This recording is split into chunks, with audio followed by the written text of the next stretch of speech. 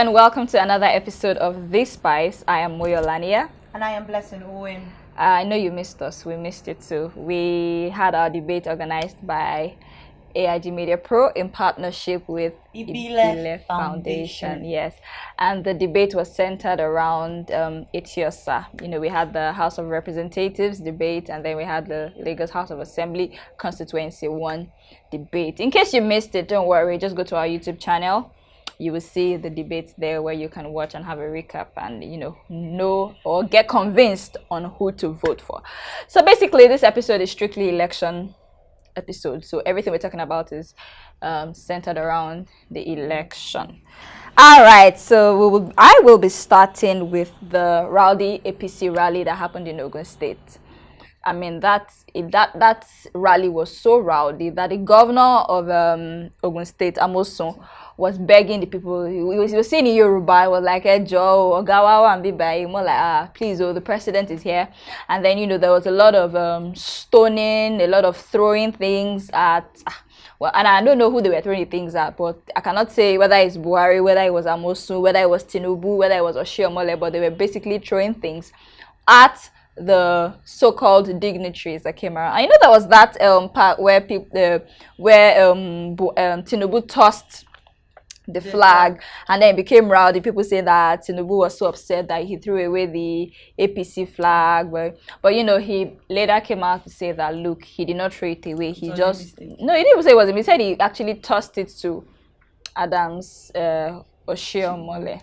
So that was basically how that went. Lesson, your story. Okay, my story, it starts with the Atiku and Buhari signing, finally agreed to sign the peace accord. Yeah. And funny enough, do you know why? This thing shouldn't be that so difficult to sign, because it's just you coming in to sign for the peace of the 2019 election, saying you are ensuring that there won't be violence in the election. For crying out loud, the election is tomorrow.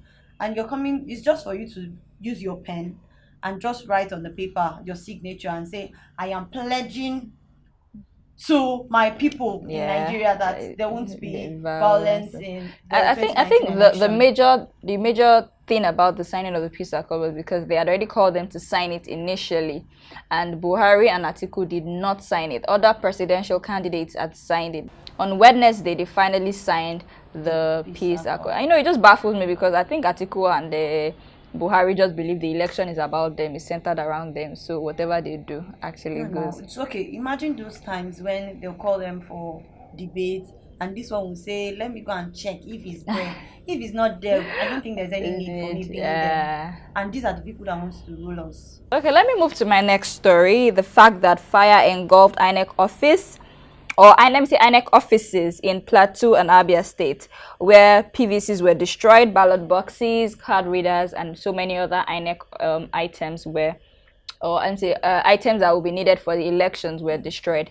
For those whose PVCs were affected by the fire, INEC has come out to say that they will make provisions for them before the day of the election. But it just baffles me. First of all, who is the person that engineers or orchestrates the fire? Because fire would not catch these buildings 1 year before election. Fire will not catch these buildings 2 years before the election. Fire will not catch the building 3 years before election. It is when it is days before election. And for me, it was planted. It's not impossible, because all these things now give rooms for rigging. For instance, all these places where the card readers have been destroyed a few days to the election, what is going to happen there? How are they going to vote there? Let's not forget that they've already come out to say that this election is accredit and vote immediately. So what are they trying to tell us now? That where there is no card readers, that means they are basically saying that in those areas, they are probably not going to use card readers. You just use check their name of the list, their names, and they just use their thumbprint. I think they would make a provision for it, since INEC has said those people that their card was destroyed. They'll get their card. That should be our card. Our voters card is on AliExpress. For them.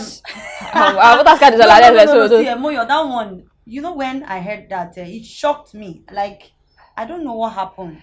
Nigeria, we do substandard things, Blessing. I'm not surprised. And the annoying part is somebody will be awarded millions of contract for that. I can't remember the price now, but I'm sure that thing is not up to worst case scenario is like $1 or $2 on AliExpress. That's like 500 naira. So, Oh my God! Like the corruption has gotten to a point where we can't as even bring it a down sick anymore. level. Kano police officers said they've arrested two suspects. Yeah, I think I saw the story. They arrested two suspects who They had specimens of ballot papers. papers with them. And so amazing. Do you know why? How did they get those things? You know, the thing that even baffled me, they said they caught them with 14 bags. Now, I don't know how many ballot papers are in one bag, but I mean 14 bags of specimen. I mean, how that's exactly the major question. How did, and from investigation, I mean from interrogating the suspects, two of them, they said they were from Jigawa State. I don't know. See, this is a sign that the last election. I'm not trying to say this, but I'm not trying to say this to say Nigerians or INEC rigged the election or the election was rigged. But what I'm trying to say is that the last election, were you aware or you heard it that children, even teenagers that went even up to the age, yeah, up to the age of voting, they voted. Yeah, I heard it in some northern states, and now it's happening still in that same state. So I feel they have a way of giving out these things, and they are working hand in hand with INEC officials there. When they are done with it, they just find a way and squeeze it in. The most baffling thing for me about this election is it's looking like it's about to be a do or die thing. It's like I must win this or nothing else. And I don't understand Nigerians. I don't understand our level of thinking, because democracy, election, if I don't, I'm the one that decides. We as a country, we decide that, okay, yes, this is the person we want to be our leader. If we don't want, it's not by force. It's not by but force. Apparently it's well, it's not only in Nigeria, but Nigeria has become a country where the leaders want, they say, like it or not, whether you agree or not, I'm the one that will, and then they do everything possible to just sit in. I don't get it. You know it's what we see that we talk about. If we don't see it, we will not see. So I know this thing is actually happening in other states. But but I think here in Nigeria, it's because I'm seeing it and I know that this is what it is.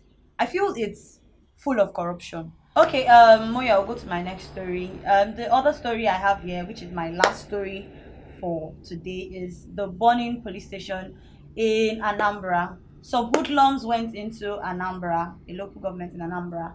Ajali, Orumba North Local Government Area. And they set it ablaze. They didn't only set it ablaze, they beat some policemen and set some prisoners free. You know, the amazing thing is, if these hoodlums, well, they are believed to be members of the indigenous people of Biafra.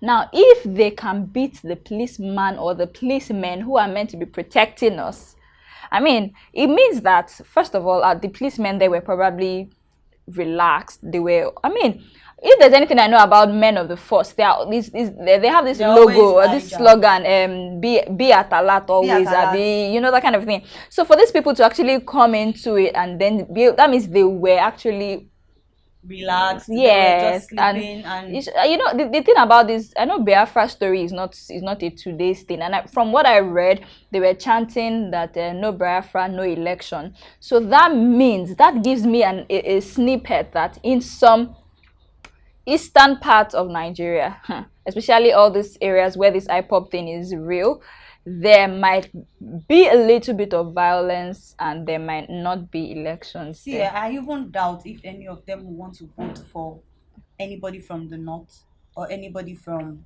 the other. No. They might vote for Atiku. No, they might vote for Atiku because Atiku's deputy is Peter Obi, and Peter Obi is from the east. How about Mogalu? Mogalu is not pitching himself as someone from the east. He's pitching himself as a Nigerian on the fact that he's born Igbo, but I think he said he went to school in the north. Then he had something to do in the south. So he has for as long as he has been alive, he has had something to do in every nook and cranny of Nigeria. So he's pitching himself as a Nigerian and not really not really an external or something like that. Okay, let me quickly move to the last story, the national broadcast that Buhari did. Now, a lot of Nigerians were not happy about the national broadcast because they believe it was a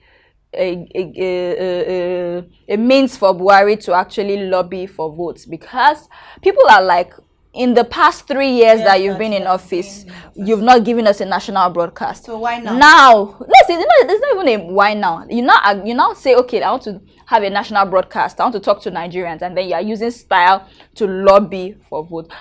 Personally, I feel that Buhari didn't do well. The best he could have done with the national broadcast is to come out and say, let's all be one. Let's all be one as much as possible, no matter who wins, no matter who loses. Let's do.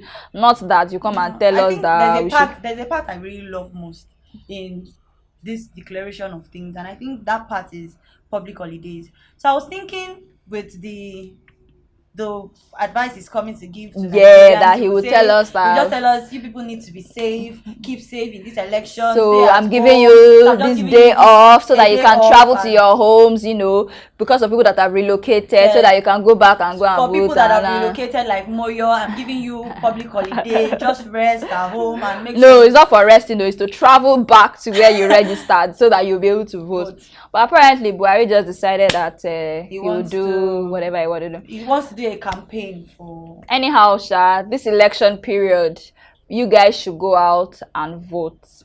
But please, if it is getting rowdy, if it is getting violent, please carry your 2 legs and run. The Yorubas will say, Enioriko yo odi ile. Please, please, and please. Exercise your civic duty, vote, but if it's becoming rowdy, please take to your heels. And also stay out of trouble. Yes. Keep yourself away from trouble. When you see it coming, just run away, far away from it, because it might not come, you might not be the one making the trouble, but people are making the trouble around you, and you get arrested. And so many people have been in prison because of this same issue. So let's try our best to stay out of trouble and vote right. Vote wisely. Oh, one more information, please. This year's election, according to INEC, is accredit and vote immediately. So once you've been accredited and you vote, I think it is just best you go back to your house. All right, join us again next episode. I am Moyolania. And I am Blessing Owen. Bye-bye. Bye.